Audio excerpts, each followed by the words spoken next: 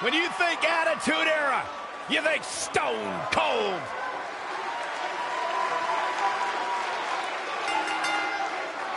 The following contest is a steel cage match and is for the Extreme Championship. Making his way to the ring. Hey, Stone Cold Steve Austin does what he wants, when he wants. And guys, it's paid off. Pounds.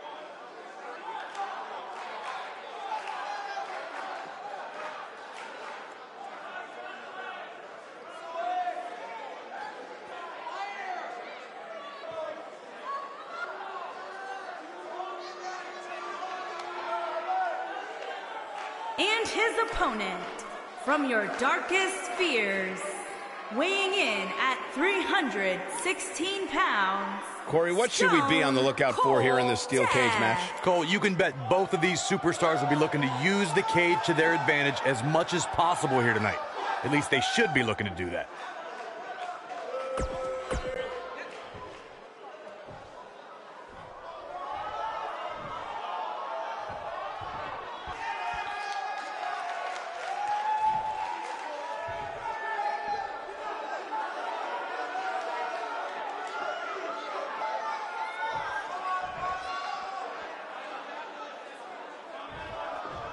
There's a lot of pride on the line between these two athletes tonight. Two of the proudest athletes we have ever seen in WWE. Look at them, locked inside that cage like a couple of rabid animals.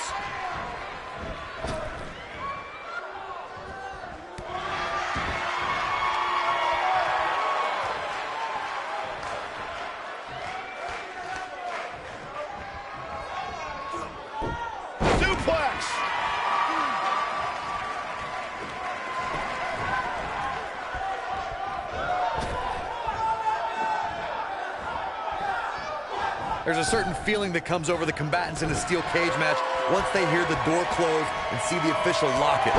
A superstar must know that their body is going to be thrown against the steel, that their face will most likely be raked across the cage, and that anything is legal in this environment.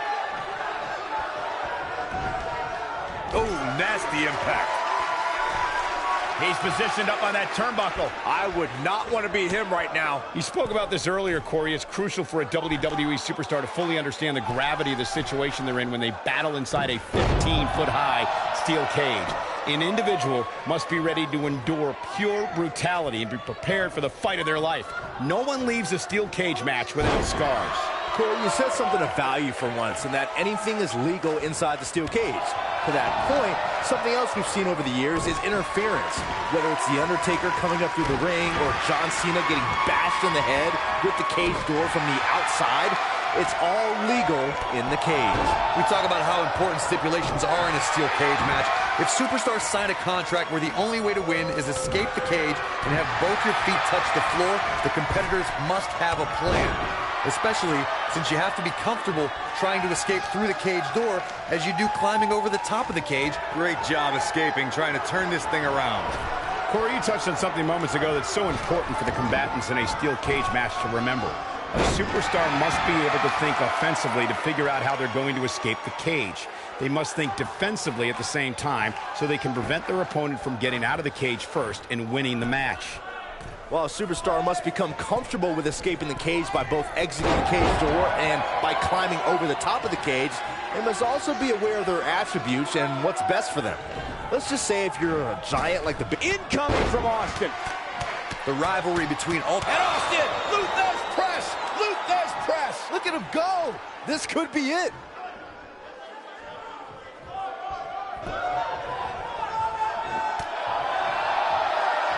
Oh boy, he is is rolling. Dominating shoulder tackle.